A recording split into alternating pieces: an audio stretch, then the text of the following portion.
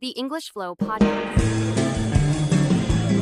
Hello, English learners. Welcome back to another advanced lesson with us here at English Pod. My name is Marco. And my name's Erica. So today we're bringing you another advanced lesson, and this time it's kind of historical. Like the name suggests, we are listening in as a president says goodbye to the nation before he steps down from his role as president. Now, actually, this dialogue is very much based on President Eisenhower's farewell speech. Okay, so a pretty famous. Now, we have to tell you that we did change the speech a little bit, right? Yeah, just a little bit to make it a little bit more understandable, but it's basically what he said to the nation back in 1969. All right, now, I will as well tell you that this is a pretty hard dialogue. It is very hard because the structures are a little bit complicated and even to a certain point, a little bit poetic, right? Mm-hmm. So why are we taking this speech as our dialogue? What are we going to learn from this? Well, we're going to learn some structures and some words that you can use maybe on a resignation letter or maybe in a celebration you want to thank Pete for coming. Okay, so we're going to learn some pretty difficult vocabulary, but also learn some really useful structures. Like you said, you could use in a resignation letter or even in a formal speech of your own. Exactly. Now, this presidential farewell speech is divided into two parts. So today we're going to do part one, and then next time we'll finish the speech with part two. So let's listen to President Eisenhower as he says goodbye to the nation, and we'll come back just in a little bit. Good evening, my fellow Americans. 3 days from now, after a century of service to our country, I shall lay down the responsibilities of office as, in a traditional and solemn ceremony, the authority of the presidency is vested in my successor. This evening I come to you with a message of leave-taking and farewell, and to share a few final thoughts with you, my countrymen. Like every other citizen, I wish the new president and all who will labor with him Godspeed. I pray that the coming years will be blessed with peace and prosperity for all. Our people expect their president and the Congress to find essential agreement on questions of great importance, the wise resolution of which will better shape the future of our great nation. My own relations with Congress began on a remote and tenuous basis when, long ago, a member of the Senate appointed me to West Point. I then had the pleasure of building more intimate relationships with Congress during the war and the immediate post-war period. Finally, we have progressed to the mutually interdependent relationship we've had during these past 8 years. Wow, so Eisenhower is a pretty good speaker, isn't he? A good speaker, and well, he said a lot of really nice things when he was saying goodbye. Yeah, pretty inspiring, I thought. Really inspiring, and as we said, there were a couple of different and difficult words and phrases, so why don't we start right now with language takeaway. Language takeaway. Well, Eisenhower said that in 3 days he shall lay down the responsibilities. To lay down the responsibilities. All right, lay down something. Basically, we understand the verb to lay down, right? Yeah, to put it down, to put it on the ground. Maybe. Right. Now, he's using it with responsibilities, which is a little bit strange, but it's kind of like a metaphor by saying lay down arms, to lay down your weapons. Right, and you know what? This is a really common phrase that we would hear, especially when we're talking about, the end of a war or something like that. Mm-hmm. To lay down your arms, yeah. Lay down your weapons. Yeah, so here I think Eisenhower is kind of referencing this and giving us a little bit of poetry in his speech. Right. So it's not that he's quitting. It's not that he's being fired. Yeah. He's just like finishing what he started. Yes, so he's laying down his responsibilities. Now, I think this would be quite an interesting phrase to use, for example, in a resignation letter. Right, so I would say a month from now, I will lay down my responsibilities as manager. Yep. All right, so that sounds pretty good. Now, he said he's going to be laying down the responsibilities in a traditional and solemn ceremony. All right, solemn. Solemn. Now, solemn, what does that mean? What is a solemn ceremony? Well, a solemn ceremony would be a serious, respectful, and a little bit sad ceremony. Okay, so it's a serious matter. It's and it's very respectful, right? Yeah. So you might say, for example, on the 11th of November, when you're remembering the war, you might say something like, "This is a very solemn day." Very good. Mm-hmm. Okay. And the authority of the presidency is vested in my successor. Okay, so interesting verb. No, wait. So interesting word, vested. Vested. The authority vested in my successor. Very good. So this word basically means power that I have by law. Right. So this power, this important power you have is given to you by the law, by the president, by the country. This is a very common word you will hear in a wedding when the priest or the person that's leading the wedding will say, by the power vested in me by the state of California. Yep. I now pronounce you husband and wife. I now pronounce you Yeah. husband and wife. So he's saying the power that I have given to me by the state of California, I can now make you be married. So here Eisenhower is saying the authority of the presidency is vested in my successor. So the power of the presidency will be given to his, given to the next president by law. Exactly. And he also wished the new president and everyone with him, he said, Godspeed. All right, Godspeed. Godspeed. I wish you Godspeed. Now, Godspeed, what does that mean? Well, it's kind of a blessing, you know. It basically means good luck and good fortune. All right. And especially in a journey, right? Yeah, I think you'd almost only use this when someone's going off on a big trip or a journey. So here they're going on the journey of the presidency. Right. So I Very wish good. you Godspeed. Godspeed. Very good. And now let's take a look at our last set of words. When he was talking about Congress, he said that his relation with Congress began on a remote and tenuous basis. All right, so two interesting words here, remote and tenuous. Now, remote we understand as being far away or distant. Yeah. What about tenuous, though? But tenuous is kind of unimportant or not really relevant. All right, so actually this is a pretty high quality, useful and smart sounding word. So I think we should hear a few more examples of how it's used. Example 1. How can you say the Earth is actually getting cooler?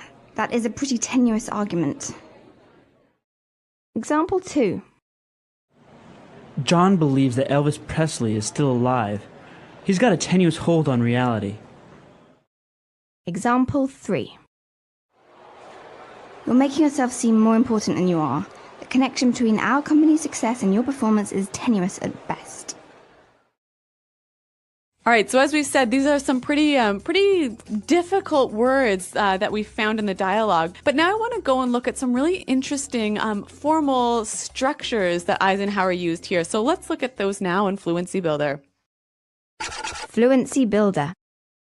All right, on Fluency Builder today, we have 3 phrases. And, well, starting with the first one, I think it's one of the most interesting ones.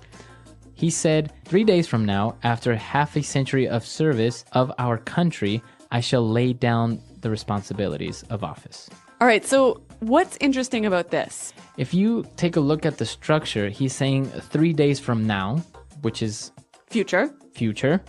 And then he makes a reference to the past after a half century of service. Okay, so we got future past. And then again, future. I shall lay down the responsibilities. All right, so this actually is quite a good structure if you're giving a farewell speech, or even I could imagine using this at a wedding. Right. How would you use it in a wedding? Well, I might say 12 hours for now, after a long and beautiful relationship, this couple shall marry. Very good. So you're making reference to the future and then a past event or something that's been going on for a while. And then future again. Why don't we do one more example? So, for example, in a resignation letter, I can say 1 month from now, after 30 years of hard work and dedication to this company, I shall lay down my responsibilities as product manager. All right, interesting. So we can use it, and it sounds good. It sounds very professional and very poetic. very poetic. Yeah. It sounds nice. Yeah. All right. So that's one interesting structure. Now, why don't we go on to this next kind of very formal and helpful in a very formal speech? Well, President Eisenhower said, "This evening I come to you with a message of leave-taking and farewell." So this evening I come to you with a message of leave-taking and farewell. So it's a very nice way of saying, I'm talking to you today because I am saying goodbye. Yes. So what I really like about this phrase is the beginning part. This evening I come to you with a message of. So again, let's suppose we're at a wedding. If I'm offering a toast or I'm the best man, I could say, this evening I come to you with a message of love and trust and respect. All right. Or maybe if you're the leader of a company, you might say something like, this afternoon I come to you with a message of hope for the future. Very good. And now the part when he says leave taking and farewell, it's basically saying taking leave or taking like a vacation, right? Yeah. And farewell is Goodbye. Goodbye. And what about our last phrase? This is actually a bit of a long one, so I'm going to read it now. Our people expect their president and the Congress to find essential agreement on questions of great importance, the wise resolution of which will better shape the future of our great nation. Okay, great. Now let's take a look at the first part. Basically, he's saying the people expect the president and the Congress to give them answers, right? Or, yeah, to agree on important issues. But in the part when he says the wise resolution of which will better shape the future of our great nation. Yeah, and this is the part I want to focus on, the wise resolution of which. Now, this is a really wonderful sort of formal structure. So we can see what he's doing here. He's talking about the first idea, right? So the president and the Congress need to find agreement on important issues, right? Now, the wise resolution of which, so he's referring back to that idea. So the wise resolution of what? Of the essential agreement on questions of great importance. Right. So really useful structure. Why don't we hear a few more examples of this? Example 1. We now face a great challenge, the overcoming of which lead us all to untold riches and success. Example 2. We as a company now face our most difficult months to date, the outcome of which will determine our company's future. Example 3. The ambitious plan to reduce poverty, the start of which was launched last Tuesday in New York, will require a huge investment of taxpayers' dollars. All right, so as you can hear from the examples, we have the main idea, and then he passes on, but then kind of refers back to it again. Yeah, and this sounds quite formal, but also quite literary and intelligent, doesn't it? It makes you sound well-spoken. Very good. This was quite a difficult dialogue with some really interesting and tricky structures and words. So why don't we hear it one more time all together? Good evening, my fellow Americans. 3 days from now, after a century of service to our country, I shall lay down the responsibilities of office as, in a traditional and solemn ceremony, the authority of the presidency is vested in my successor. This evening I come to you with a message of leave-taking and farewell, and to share a few final thoughts with you, my countrymen. Like every other citizen, I wish the new president and all who will labor with him Godspeed. I pray that the coming years will be blessed with peace and prosperity for all. Our people expect their president and the Congress to find essential agreement on questions of great importance, the wise resolution of which will better shape the future of our great nation. My own relations with Congress began on a remote and tenuous basis when, long ago, a member of the Senate appointed me to West Point. I then had the pleasure of building more intimate relationships with Congress during the war and the immediate post-war period. Finally, we have progressed to the mutually interdependent relationship we've had during these past 8 years. All right, we're back, and here with us in the studio we have Pete, the actor in the dialogue of President Eisenhower's presidential farewell speech. He's a pretty convincing actor at that. Not quite. So Pete is going to give us a little bit of insight about President Eisenhower. All right, so what can you tell us about President Eisenhower? Well, he started off as a general. He was an accomplished officer all through the early 20th century, and then he was the supreme commander of the Allied Expeditionary Force in World War II. And so now he's most famous for D-Day. He was leading it? Or he was on the battlefield? What was, No, where was he was the organizer. He was. Oh, he's kind of like the brains behind the operation. Yeah, and I don't know if you even want to leave this in, but there's a really cool document that he wrote right before the invasion, and it said he basically knew that this was going to go one of two ways, and he wrote down a script to read in case it failed, and he basically said, I'm sorry to inform you that the invasion did not go as planned, and this has set back our war effort. And when the invasion went well, he threw that in the trash, and then one of his aides found that and was like, "Wow, this is a historical document," and they kept the. Oh, really? Yeah. So they have the copy. Alternate history. Cool. All right, so he was an accomplished general, an amazing warrior, but what about his presidency? Well, at the beginning, probably the biggest thing he did was to wrap up the Korean War, which was a vow he made during his campaign, and then he visited Korea. Obviously, the war is still technically on, but they did arrange a ceasefire. Eisenhower built up the interstate highway system, which is one of the big reasons that America was able to become economically successful in the 20th century. He did it basically so that in case of a war, we'd have an easy way of shipping our soldiers and nukes across the country. But but it worked well anyways. Yeah, it's one of these things that pays a side benefit. At least he had to sell it to the country that way. It's very likely that he didn't intend ever to use it that way. But you have to have it's like the war on terror. You got to sell these things. Well, and I guess it's had a huge impact, not only on the economy of the states, but also like the culture and the way that people view the car and its effect on society. Definitely. So pretty influential guy, this Eisenhower. Yeah, and a very historical lesson. It's just a little bit of a culture and maybe some insight on American history. It's not like we're politically active or anything, but yeah, it was some interesting information there, and also, well, he was considered to be a pretty good president. Yeah, he's rated, I wouldn't say among the top 5 or so, but quite accomplished. Well, maybe not the greatest president we've ever seen, but he wrote a pretty good farewell speech, so I think we have that to thank him for. All right, guys, so if you have any other questions or comments, you can come to the website at englishpod.com, and you can leave them there for Erica or I. Okay, so thanks for downloading, you guys, and until next time, goodbye. Bye.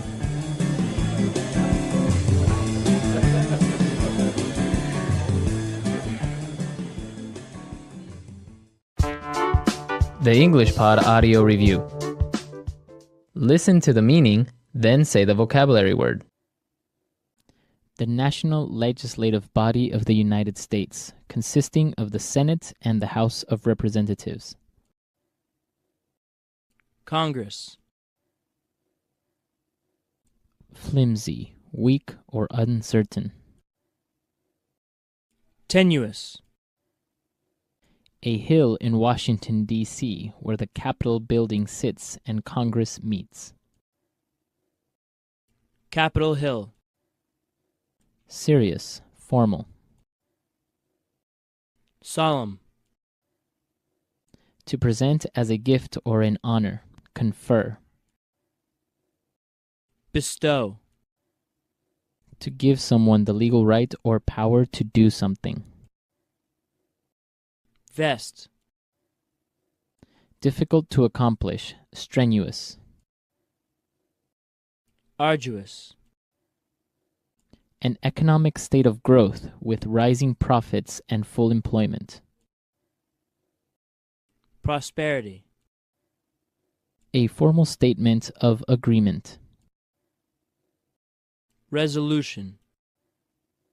Used to wish success to someone who is going away. Godspeed. Let's try that faster. To give someone the legal right or power to do something. Vest. Difficult to accomplish, strenuous. Arduous. Used to wish success to someone who is going away. Godspeed. To present as a gift or an honor. Confer. Bestow. A hill in Washington, D.C., where the Capitol building sits and Congress meets. Capitol Hill. The national legislative body of the United States, consisting of the Senate and the House of Representatives. Congress. Serious, formal. Solemn. An economic state of growth with rising profits and full employment. Prosperity. A formal statement of agreement. Resolution. Flimsy, weak, or uncertain. Tenuous. Now say the word and hear it in a sentence. Tenuous.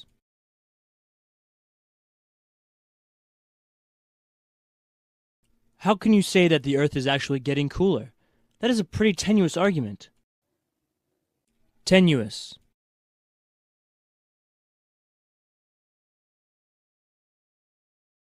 John believes that Elvis Presley is still alive. He's got a tenuous hold on reality. Tenuous.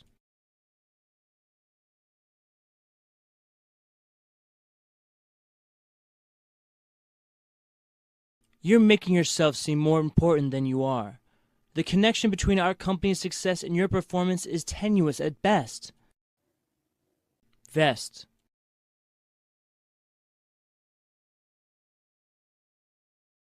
With the powers vested in me, I now pronounce you husband and wife. Vest.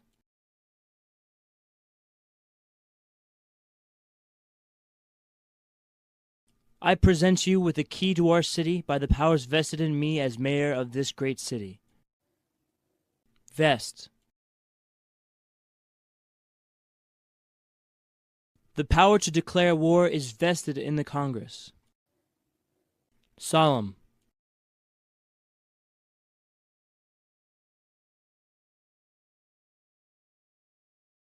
We are here today on this solemn and tragic day to say goodbye to an inspiration and a friend, Michael Jackson. Solemn.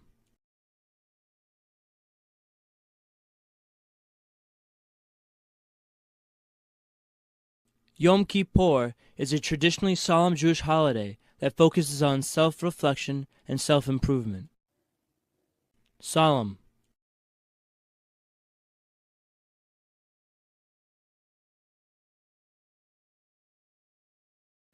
Every year, September 11th is a very solemn occasion as Americans remember the victims of the World Trade Center attack. Resolution.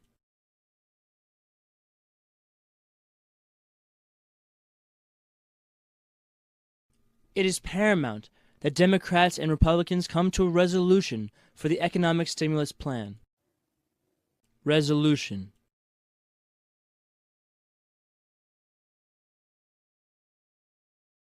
How will President Obama find a resolution for health care reform that will benefit everyone? Resolution.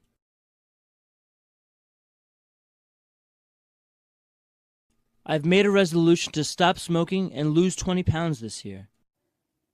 Godspeed.